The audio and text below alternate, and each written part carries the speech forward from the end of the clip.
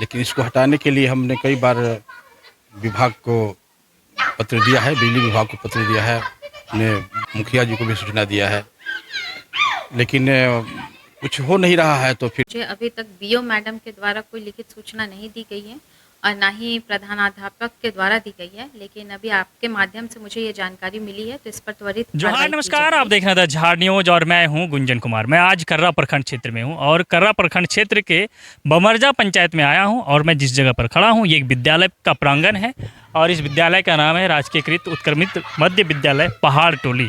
ये जो है बमरजा पंचायत के इस पहाड़ टोली गाँव में विद्यालय है, जहाँ विद्यालय भवन भी है, टीचर भी हैं, बच्चे भी हैं, पढ़ाई भी होती है। लेकिन इस विद्यालय का जो मुख्य समस्या है वो आज मैं आपको बताने जा रहा हूँ। इस विद्यालय के प्रांगण में देखिए ये हाई टेंशन तार जो है गुजरा हुआ है। आप यूँ कहिए कि 11,000 वोल्ट का तार स्कूल के बगल से जो है मुख्य दरवाजे के बगल से होकर गुजरा है। इसे अब तक जो है नहीं हटाया गया है जब से यहाँ विद्यालय का संचालन शुरू हुआ है। इसे लेकर जो है विद्यालय प्रबंधन समिति की ओर से शिक्षा विभाग को कई बार ये बताया गया कि इस विद्यालय के प्रांगण से होकर 11,000 वोल्ट का तार गुजरा है, इसे हटा दिया जाए, अन्यथा कभी अगर ऐसा ना हो कि आंधी तूफान में पोल गिर जाए या फिर किसी कारणवश तार टूटकर इस क्षेत्र में गिर जाए तो उस तार के गिरने के बाद क्या स्थिति, क्या दृश्य उस समय होगा वो आप अनुमान लगा सकते हैं। देखिए मासूम बच्चे जो है इसी तार के नीचे खेल रहे हैं और इसके अलावे जो है पोल का जो 11,000 वोल्ट का जो ये खंबा है उस खंबे से एक तार जो है खंबे में लिपटा हुआ है और नीचे तक है। वो किस प्रकार का तार है मैं तो नहीं बता सकता उसके लिए, लेकिन हमें लगता है उस तार में भी खतरा होगा। कहीं बच्चे गलती से उसके चपेट में आ गए तो फिर बड़ा हादसा हो सकता है। इस हादसे को ध्यान में रखकर जो है शिक्षा विभाग को चाहिए कि इस पर कार्रवाई करे और कार्रवाई करके इस पोल को यहाँ से हटा देना चाहिए। अब हम एक बार इस विद्यालय के अंदर में जाते हैं और आपको विद्यालय की जर्जर स्थिति को दिखाते हैं।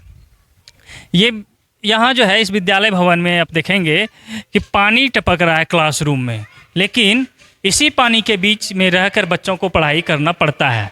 विद्यालय भवन की स्थिति भी जर्जर है। पानी जो है छत यहाँ टपक रहा है और पानी क्लासरूम में जमा हो जाता है। देखिए जहाँ हम खड़े हैं यहाँ पानी अभी भी है, अभी जमा हुआ है और डेस्क बेंच जो है इस पर भी पानी चूता है, ये भी अभी भींगा हुआ है। बच्चे एडजस्ट करके किसी तरह से बैठकर यहाँ पढ़ाई करते हैं। ये एक रूम हो गया और दूसरा रूम इधर जो है इस तरफ यहाँ भी पानी चूता है, क्योंकि इस विद्यालय में आप मिडिल स्कूल हमने पहले बताया तो आपने समझ ही गया होगा कि मिडिल स्कूल में कितने क्लास होंगे। यहाँ केजी से क्लास 8 तक की पढ़ाई होती है और क्लासरूम सिर्फ 3 है और क्लास जो है 8 तक है। इसी 3 क्लासरूम में क्लास 8 तक के बच्चों को एडजस्ट किया जाता है, जिसमें कि ये दूसरा जो बिल्डिंग हम दिखा रहे हैं यहाँ भी अभी भी पानी पड़ा हुआ है और इसी पानी के टपकने के कारण जो है डेस्क बेंच देखिए कैसे लगाया गया है, साइड में कर दिया गया है ताकि बच्चे भींगे नहीं और उसका पढ़ाई जो है बाधित नहीं हो। तो इस तरह से जो है इस विद्यालय में समस्या है और सबसे बड़ी बात तो ये है कि क्लास 8 तक है और 8 में से जो है 3 क्लासरूम है और यहाँ टीचर जो है सिर्फ 3 हैं।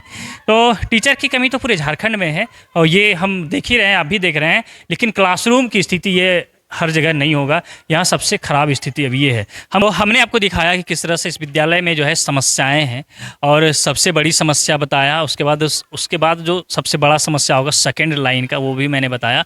तो हम यहाँ जानकारी लेते हैं, इस विद्यालय के प्रिंसिपल से बातचीत करते हैं। अभी हमारे साथ हैं। नमस्कार। नमस्कार। सर एक बार परिचय देंगे। मेरा नाम नंद कुमार सिंह है, मैं यहाँ का इस विद्यालय का प्रभारी हूँ। अच्छा ये बताइए, आपके विद्यालय प्रांगण से होकर जो है 11,000 वोल्ट का तार गुजरा है, क्या लग रहा है कभी तार अगर टूट जाए या आंधी तूफान में पोल गिर जाए तो कोई बड़ा हादसा होगा?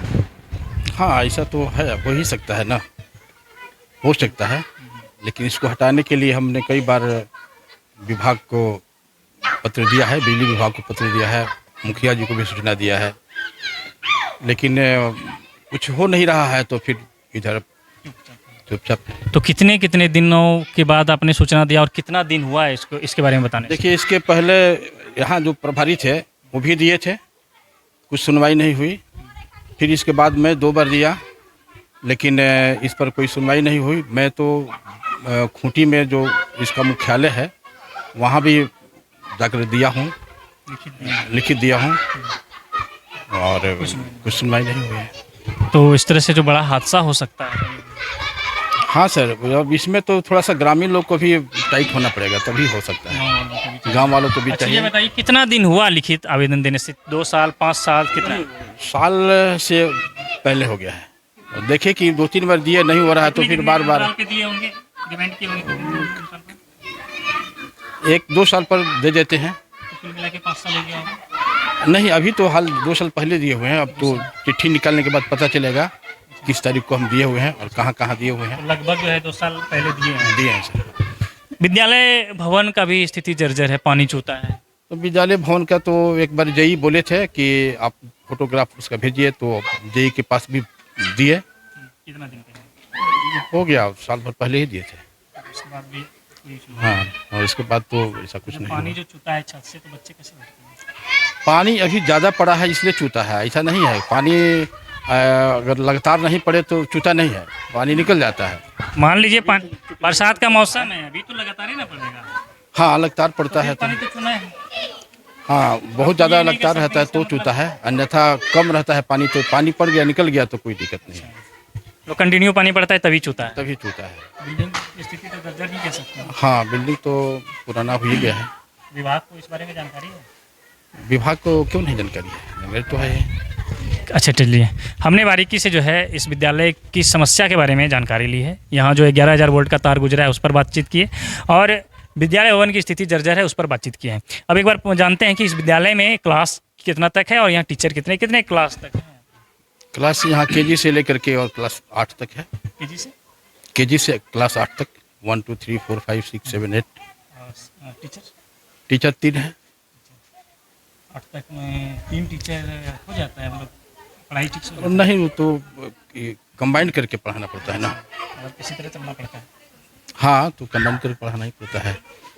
बच्चों की संख्या बच्चों की संख्या कम है ना, इसीलिए टीचर नहीं यहाँ आ रहे हैं। ऐसे कितना है? तो यहाँ 34-35 बच्चे हैं। तो इस तरह से हमने जो है प्रिंसिपल से बातचीत किया, जानकारी लिया कि आपके विद्यालय में क्या समस्या है। इन्होंने बारीकी से जानकारी उपलब्ध कराई। हम आपको बताना चाहेंगे कि ये जो है डूफू गांव है, और जहां विद्यालय है ये पहाड़ टोली में है। तो इस आसपास के गांव के बच्चे, इस गांव के अलावे आसपास के गांव के भी बच्चे यहाँ पढ़ाई करने के लिए आते हैं। तो इस तरह से बहुत बड़ा समस्या है यहाँ। सबसे बड़ा समस्या 11,000 वोल्ट का तार है, इसके बाद बिल्डिंग की स्थिति जर्जर है। तो इन समस्या पर जो है संबंधित विभाग को ध्यान देना चाहिए, ताकि भविष्य में कोई अनहोनी ना हो। तो चलिए हम इसी मामले को लेकर प्रखंड विकास पदाधिकारी से भी जानने का कोशिश करेंगे। पहाड़टोली में एक मध्य विद्यालय है, उस विद्यालय प्रांगण से होकर हाई 11,000 वोल्ट का तार गुजरा है, उससे कोई बड़ी दुर्घटना होने की संभावना है? देखिए, जैसा भी आपने कहा पहाड़ टोले स्कूल, तो इसके विषय पे मुझे अभी तक बीओ मैडम के द्वारा कोई लिखित सूचना नहीं दी गई है, और ना ही प्रधानाध्यापक के द्वारा दी गई है। लेकिन अभी आपके माध्यम से मुझे ये जानकारी मिली है, तो इस पर त्वरित कार्रवाई की जाएगी। उस विद्यालय भवन का स्थिति भी काफ़ी जर्जर है, पानी टपकता है। अभी हमें एक आदेश मिला था जिला प्रशासन की ओर से कि जितने भी स्कूल्स हैं जो बरसात के मौसम में पानी गिरता है, तो उनका लिस्ट बनाने के लिए, तो उसमें हम लोगों ने जितने भी कर्रा के 43 ऐसे स्कूल्स हैं, 43 स्कूल हैं जहाँ की स्थिति थोड़ी सी दयनीय है, जहाँ पे बरसात का पानी घुसता है या फिर गिरता है, तो उसकी लिस्ट हम लोगों ने जिला प्रशासन को भेज दिया है। उस विद्यालय तक पहुँचने के लिए सड़क भी नहीं है, कच्ची सड़क है, जिसके चलते बच्चों को या शिक्षकों को जो टीचर को घुसकर गुजरना पड़ता है। इस पे जैसे पहले भी बात हुई थी इस पे, कि यहाँ पे बीच में कुछ रैयती प्लॉट्स हैं जो वो देना नहीं चाहते हैं। तो अगर वहाँ फिर से ग्राम सभा कराया जाएगा, अगर वहाँ के लोग इच्छुक रहेंगे, जिनकी ज़मीन पड़ती है वो ज़मीन देने को तैयार हो जाएंगे, जितना रोड जाएगा तो फिर रोड बन जाएगी। तो इसके लिए हम लोगों को बहुत ज़रूरी है कि फिर से गांव वालों को हम लोग दोबारा मोटिवेट करें। Thank you. तो चलिए फिलहाल बने रहिए हमारे साथ, देखते रहिए झार न्यूज़।